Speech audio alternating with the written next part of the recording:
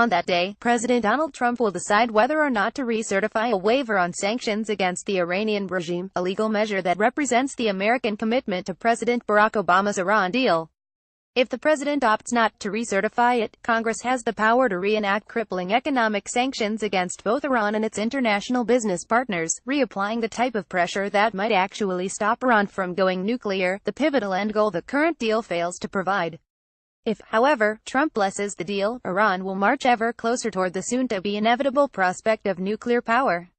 This day will be as critical to the safety of the Jewish people and Israel as the day Barack Obama signed the original catastrophic agreement. Not that you'd know it. In the Jewish community, especially, barely a word has been uttered by leaders and activists alike. Even those who worked tirelessly to stop the deal back in 2015 have gone suddenly mum. To give an important example, back then, the American Israel Public Affairs Committee (IPAC) heroically spent tens of millions of dollars and organized massive fly-ins of supporters to stampede the halls of Congress, all in an effort to stop President Obama from agreeing the deal. Though they now have the administration on their side, IPAC announced just days ago that it would not advise the president to decertify the deal. That's quite a change. Perhaps they, like so many others, have been seduced by the chorus of media commentators begging Trump not to scrap the deal, one that has been as loud as it has been constant. The arguments offered by these advocates generally boil down to the same 2 points. Firstly, if we abandon the deal, they say, our international reputation will suffer as we show we can't be trusted.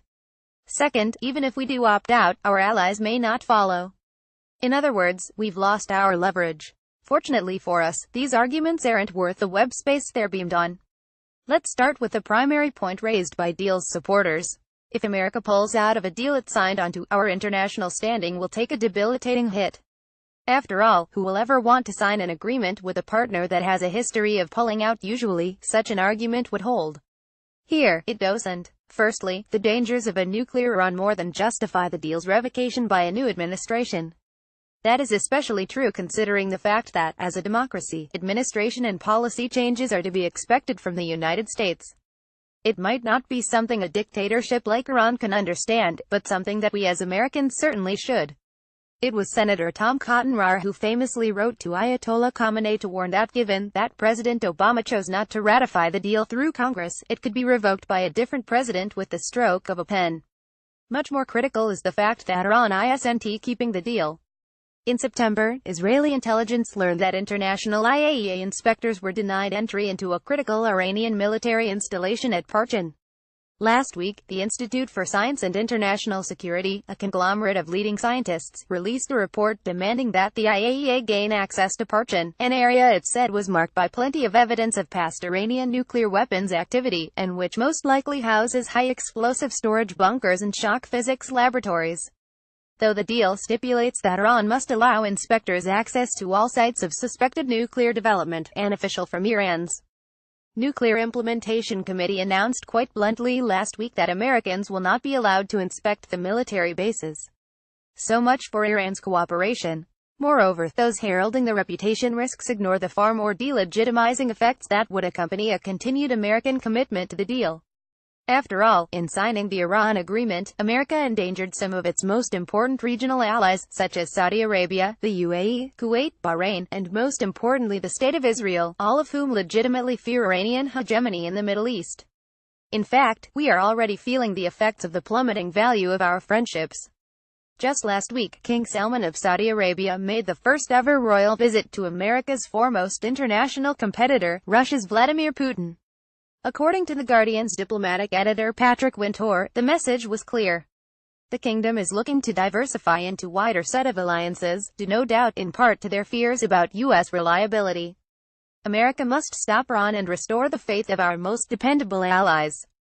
To continue to prioritize a horrible agreement with a sworn and swindling enemy over decades-old alliances with vital and moral friends like Israel amounts to pure stupidity. Which brings us to another commonly used argument, which is that America can't retreat from the Iran deal because Europe and Asia are making too much money to renege. After all, the other signatories of the Iran agreement have vowed to stand by the deal even if we don't.